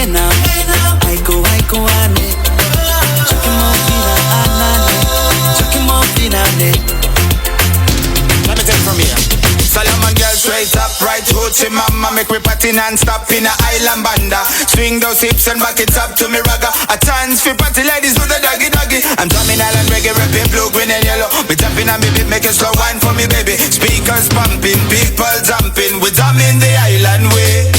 Shout out to the good time crew all across the islands. Grab your shoes, let me 2x2, and now we're shining bright like diamonds. Talking about hey now, hey now, hey now, hey now. I go on it. Yes, one drop it low now. Take it to the max now. Jump in the small jam way. Wind it. Wind up, go down, wind up, go down. Twist your body backward. We go left, we go right. Turn it around and forward. Wind up, go down again. Wind up, go down, wind up, go down. Twist your body backward. Twist it back. We go left, we go right. Turn it around and forward. My bestie and your bestie dancing by the fire. Your bestie says you want parties, so can we make these flames go higher? Talking about hey now, hey now, hey now, hey now. I go on it. Talking more finale, talking more finale, talking more finale, talking more finale. And that was Iko by that gentleman we were just talking about. We were just talking to somebody offline, and then Justin Wellington on TikTok. So that was the Iko song, and that's one of the things that's been trending on TikTok recently. And we're going to go from that, young Tony, because we're on Making IT Easy at the Kelmscott Agricultural Show live and local on 107.3. Wow, so many things to have to do. So many things to remember and to do, but there you go. And look, we're sitting in this big red tent, live and local, as James has said. Live and local. Mentioned, at the Kelmscott Royal Agricultural Show. So, look, they're open till 6. It'll be very exciting. Come on down and check out the exhibits and the things that are going on, the activities that are going on. There's all sorts of stuff in the sideshow alley. There's lots of naughty food, and there's some healthy food as well. And there's some kids animals. squirting bubbles everywhere. It's just great. It's a great day out. If you haven't been out already today, you should do it. Yep, we are just towards the front, actually. So there's a big blue dome tent in front of us, and then there's a Kelmscott Agricultural Show building in front of us as well, and we're looking out on all of this and all the lovely people walking past. It's really quite lovely. I believe it's the River Road entrance, so yeah. There we go. Come in and say good day if you feel like. App of the day, Tony. App of the day. We like to concentrate on a particular app and try and plug it a little bit and see, things that we found useful over time. And today we're talking about Fuel Map. Now I use this. It's pretty cool. Yeah, it's not bad. If you go back a few years, there was an app called Fuel Watch, and that was put together by the local. I don't know if it was a government website, but it was one of the.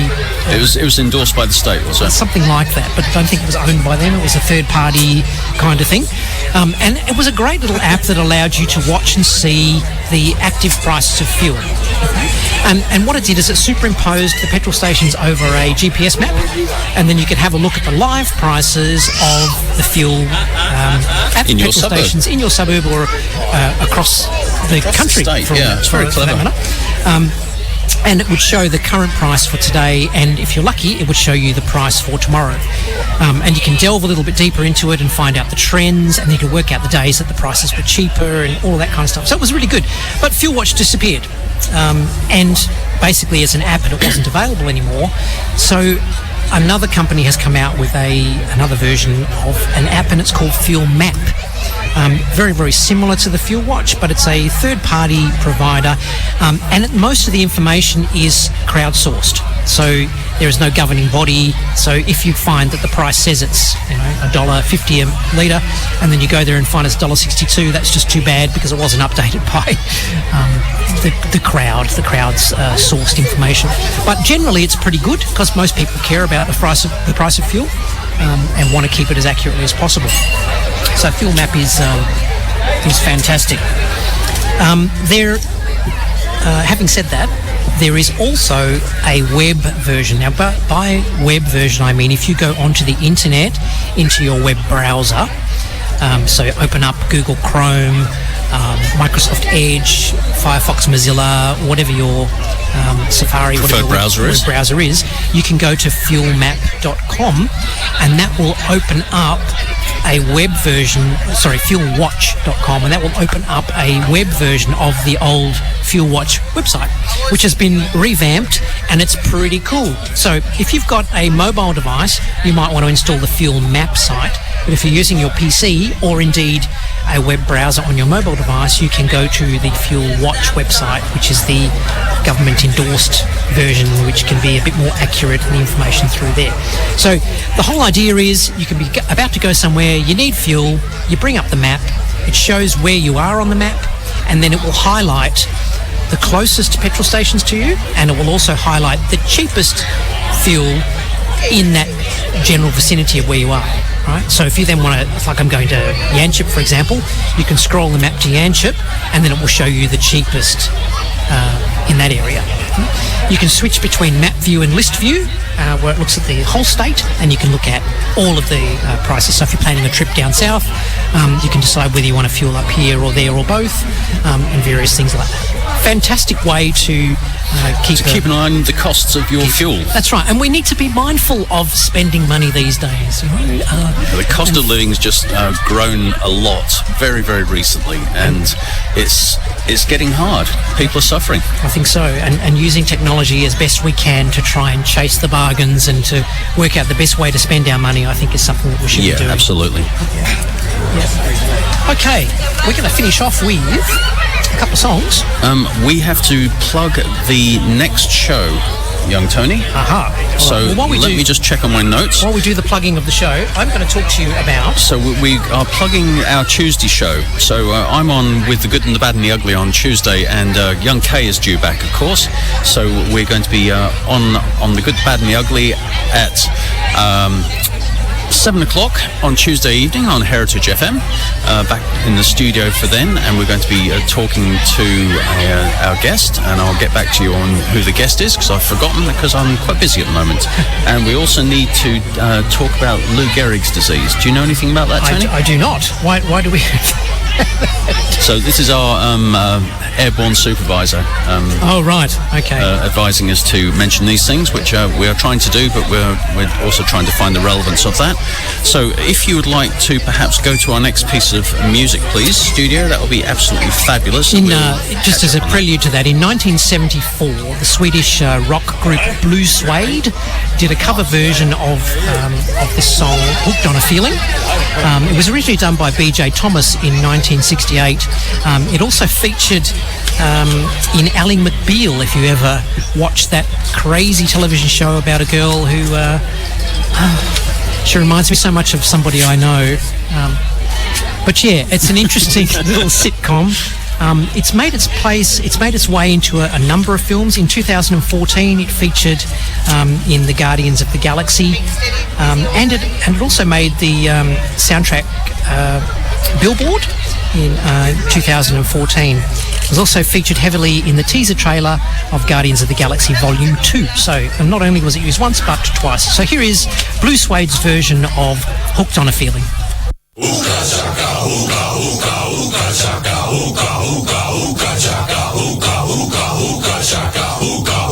I can't stop this feeling deep inside of me. Girl, you just don't realize what you do to me. When you hold me in your arms so tight, you let me know everything's alright. I'm hooked on a feeling. I'm high on believing that you're in love with me. Lips as sweet as candy, its taste is on my mind. Girl, you got me thirsty.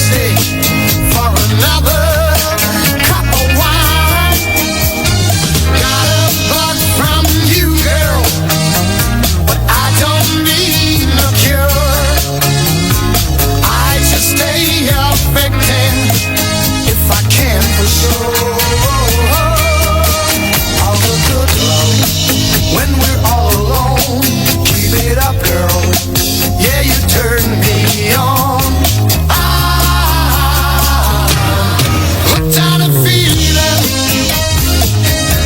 I'm high on believing that you're in love with me.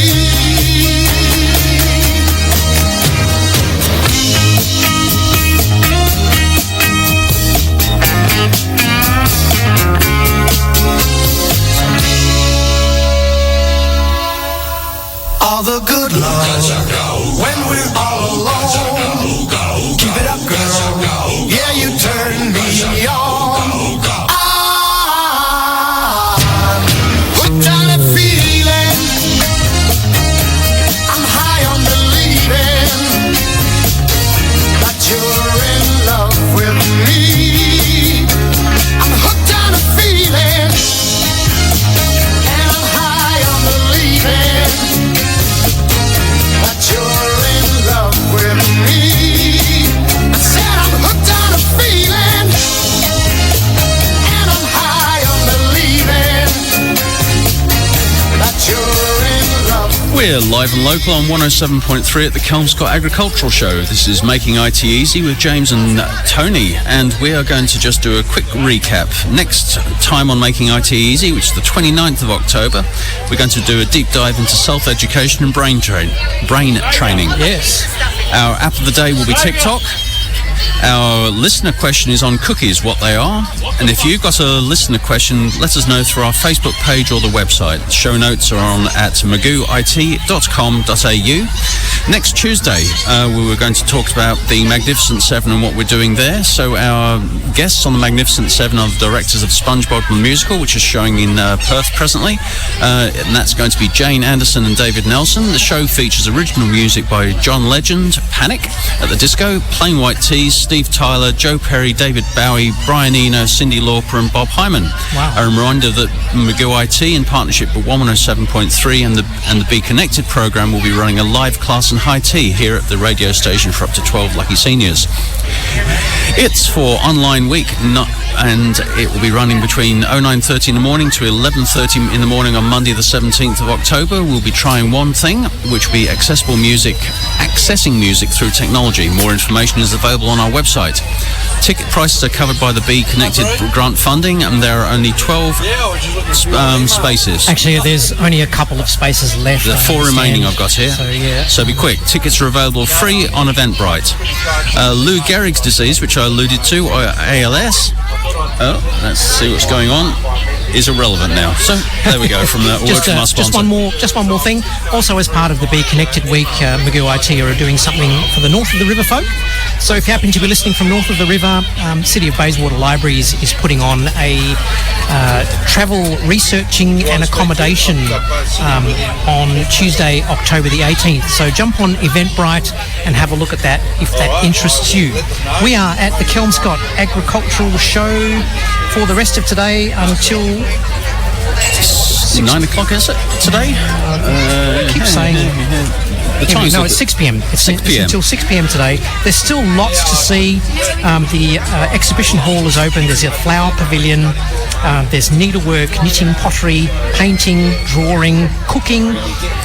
Loads of food, loads of drink, loads of people looking marvellous, and we've got Andrew waiting to take over in our places, so the seats are going to be nice and warm for him. Yes. I don't know if he's going to be with anybody else today, but we've definitely got Andrew standing by. Thank you so much for listening. And thank you to Brandon for pushing the buttons for us and making sure everything's running smoothly back there at the station. And Kay in Singapore, trying to get on a plane, but sending us updates, which we've glossed over usually. Thank you so much, Kay. It's been great being here at the Kelmscott Agricultural Show. Thanks for joining us on Making IT Easy, and we'll catch you in a couple of weeks. And thank you, James. Thank you, Tony. Good night.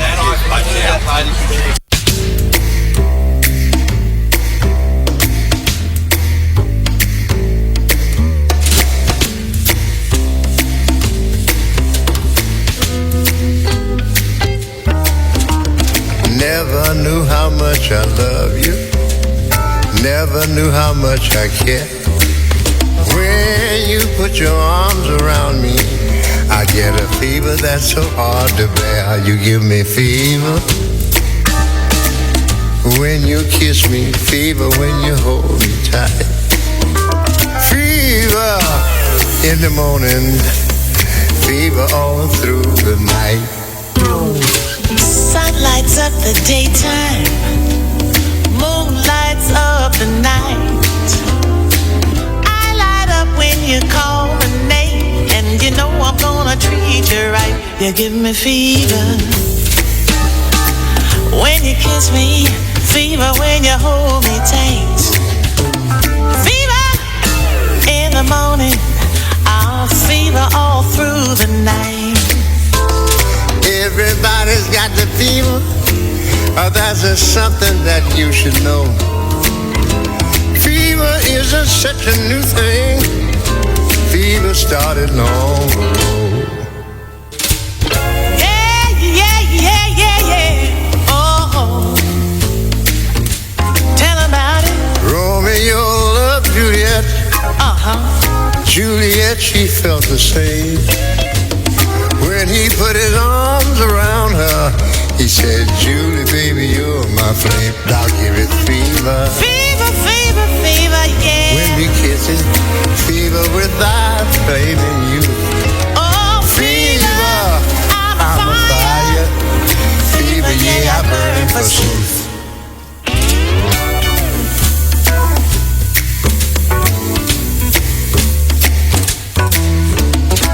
Captain Smith and Pocahontas had a very bad affair.